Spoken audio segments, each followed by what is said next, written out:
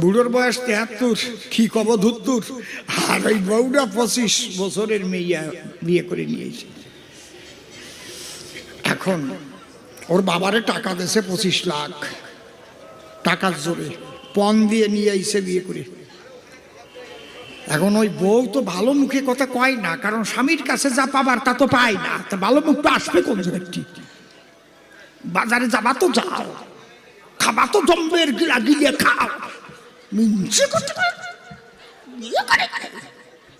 তোর কপালে দিবানে খুন্তির বাড়ি, সব সময় দাঁতের উপর রাখে। বুড়ো তবুও ভাবে তবুও তো আমার বউ। দেখবেন মায়েরা যত রাগ করুক, নিজেদের যখন একটু পাওনার টাইম হয় তখন একটু সিগন্যাল ডাউন দেয়।